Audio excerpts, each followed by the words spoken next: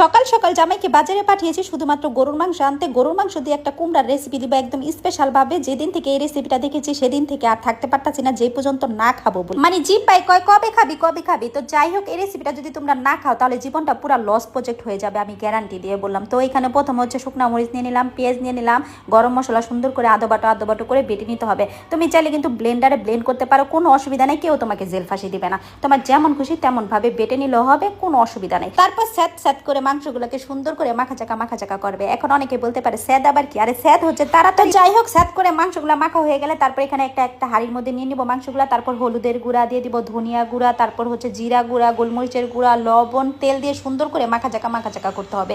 একদমই সুংপুং স্টাইলে মাখা চাকা করবা, কোনো তাড়াহুড়া করার কোনো দরকার নেই। তারপর এখানে অনেকখানি পানি দিয়ে দিবা, দিয়ে একদম সুন্দর করে একদম চুলার মধ্যে বসিয়ে রাখবা। এখানে এই মাংসটা তুই হইতে থাক, আমি হচ্ছে অন্য কাজে চলে যাই। এখানে হচ্ছে একটা কুমড়া নিয়ে নিলাম, এই কুমড়াটার দাম 20 টাকা মাত্র।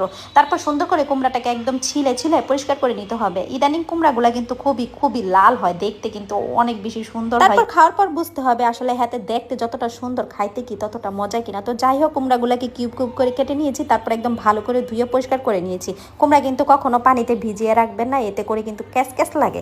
তো যাই হোক, এখানে হচ্ছে গরুর মাংসটা একদম সুন্দর করে হয়ে গেছে, কত সুন্দর কালার এসেছে দেখেছো। একদম ভালো করে কষিয়ে নিলাম। এখন হচ্ছে এটা নামিয়ে নিতে হবে। তারপর আরেকটা ফ্রাই প্যানের মধ্যে তেল দিব, তেলের মধ্যে পেঁয়াজ কুচি দিয়ে দিব তেজপাতা, তারপর দিয়ে দিবা গরম মশলা। তারপর এগুলা কিন্তু সবই সামান্য দিবা, বেশি কিন্তু দিবা না। তারপর একটুখানি হলুদের গুঁড়া দিবা, একদমই সামান্য, একটুখানি মরিচের গুঁড়া দিবা, একদমই সামান্য। তারপর জিনিসটাকে একদম ভাজা করে নিবা। ভাজা হয়ে গেলে তারপর কুমড়াটা ঢেলে দিয়ে দিবা। তারপর 2 থেকে 3 মিনিটের মতো একদম ঢাকনা দিয়ে একটু লাড়াচাড়া করবা, মানে একটু মশলার সাথে কষিয়ে নিবা। কষানো হয়ে গেলে এখানে ঝোলের জন্য পানি দিয়ে দিবা। তারপর একদম ঢাকনা দিয়ে রান্না করবা অনেকক্ষণ। যখনই মনে করবা ঝোলটা একদমই পারফেক্ট হয়ে গেছে, কুমড়াগুলো সিদ্ধ হয়ে গেছে, তখনই এখানে গরুর মাংসগুলো দিয়ে দিবা। এটা হচ্ছে এটার মজার মেন কাহিনী। তারপর সুন্দর করে দিয়ে একদম লাড়াচাড়া করবা।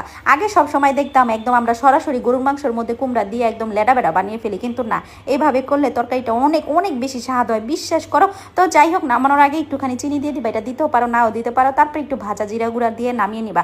দেখো কালারটা কত বেশি সুন্দর হয়েছে, তার চেয়ে বেশি সুন্দর এটা খেতে একদম। ও মাই গড, এত মজা। তো যাই হোক, এখন রান্না বান্না হয়েছে, আর সহ্য করতে পারতেছি না, তাড়াতাড়ি খেতে চলে যাই। আজকের জন্য টাটা, বাই বাই, আসসালামু আলাইকুম, সব ভালো থাকবে, আল্লাহ হাফেজ, দেখা হবে পরবর্তী ভিডিওতে।